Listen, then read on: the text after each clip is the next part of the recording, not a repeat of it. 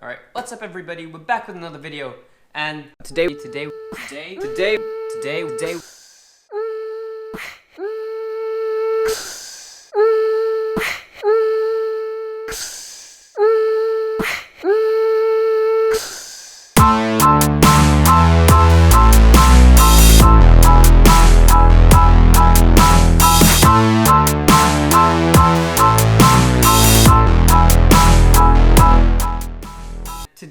going to be making some preparations for the 200-litre tank.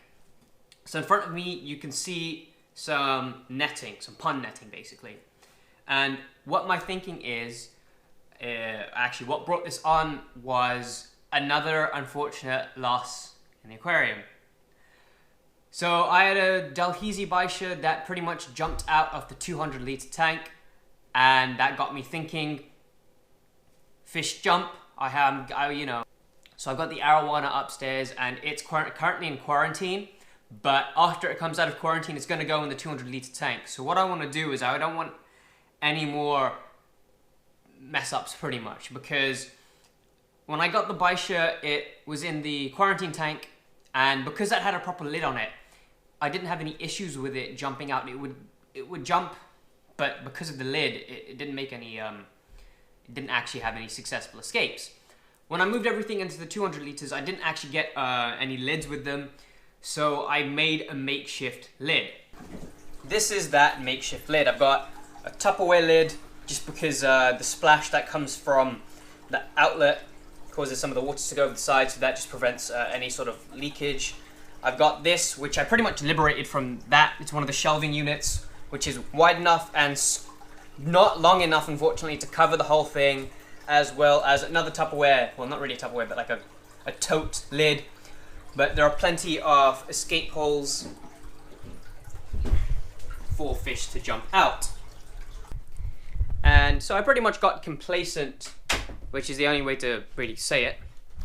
And unfortunately, the Baisha jumped out, and well, that's the end of that, really.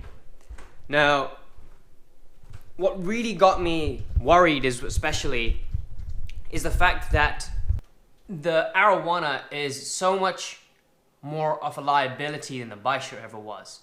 The previous Arowana that I had, Dragon 1, is what we're going to call him now, he didn't actually get spooked as much, he didn't jump around as much, and honestly he was so much more pleasant to have. This fish, like, I don't know what the hell happens when the lights go out, but this guy just makes such a racket. He's jumping, he's splashing, I don't know what the hell he's doing. He's like he's just there by himself. There's nothing else to really spook him out.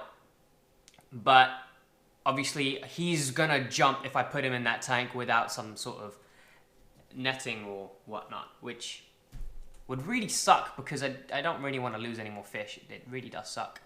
I mean, I already lost the albino gourami. I lost the other albino gourami that I got. I don't know what happened. I don't know if it was the Arowana that got spooked and ran into it or something. All I heard was a splash and it was pretty much just gone. So yeah, so things have not been looking up too well. The reason why I have not told you immediately is because I just didn't want this to be a downer video or any other videos because of what happened with the Arowana. So I kind of let all of these just pass on by time and wait for myself to get over it before I was like, surprise, my fish are dead. Because at least that way I can just move on. I don't want to hide anything from you guys. It is part of the hobby, and I've made a lot of mistakes.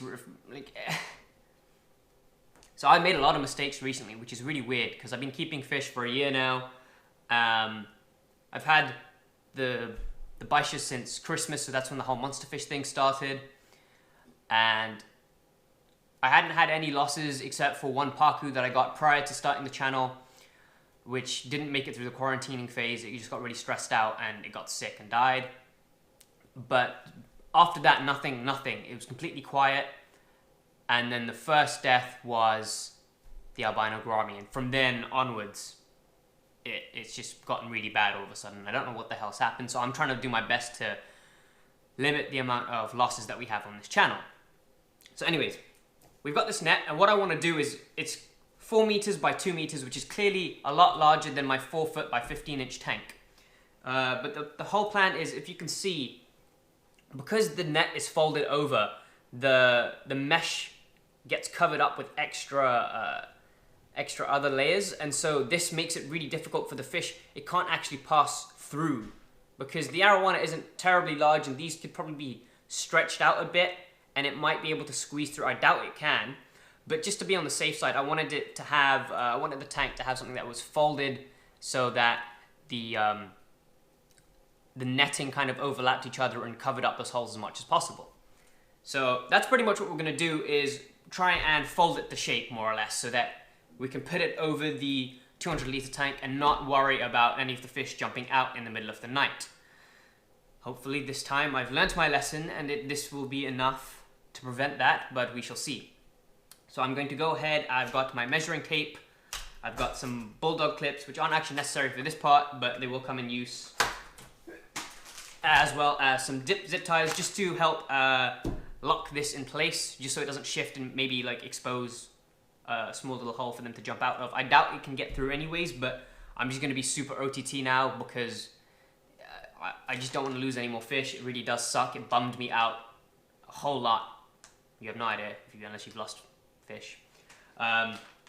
So I'm just going to go ahead and start.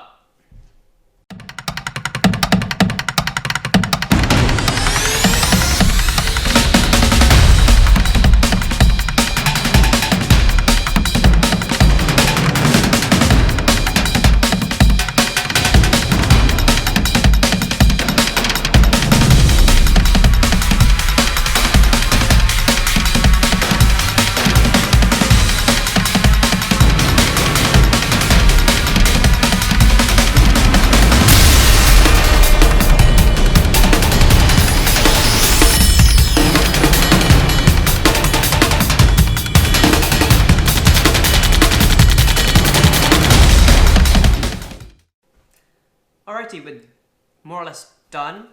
This is kind of the finished product. It doesn't look tidy at all, but that's pretty much what we want. We want it to be erratic so that obviously it's just difficult for the fish to jump out if it is possible at all. So we're going to go ahead and try and fit this onto the tank, which is where the bulldog clips will come into play.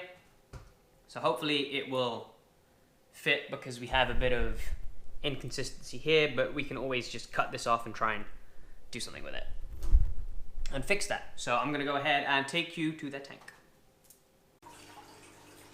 Alright, I'm just gonna place you guys down for a second and I'm gonna try and put this on and see what happens. Good luck me. Let's go ahead and put on the lights.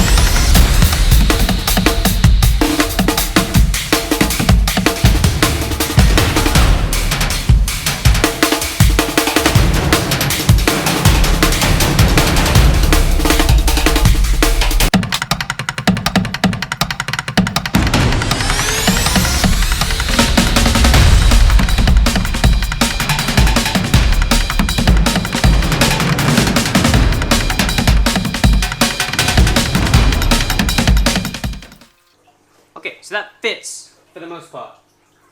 Very ugly. So I'm going to go ahead and do is I'm going to try and get some more zip thingies, zip ties, and flatten this down as much as I can. We'll see how it looks. I might end up just cutting it even if it doesn't look good. But yeah, so I'm going to go ahead and do that and then I'll show you the final setup. Alright, so kind of did the best that I could. I ended up flipping it so that the thinner part of the netting was towards the front because then the lighting doesn't take such a big hit. I might even have to move the lighting a bit more forward because it got a bit dark, which isn't the biggest problem in the world, but I thought, you know, it's still nice to have the lights working as they should. But hopefully for now, my fish are safe. Fingers crossed. So I know it looks a bit ugly, but we'll just have to live with it. Oh well. Anyways, thank you guys so much for watching. I hope you guys enjoyed today's video. I know there wasn't much fish in it, so...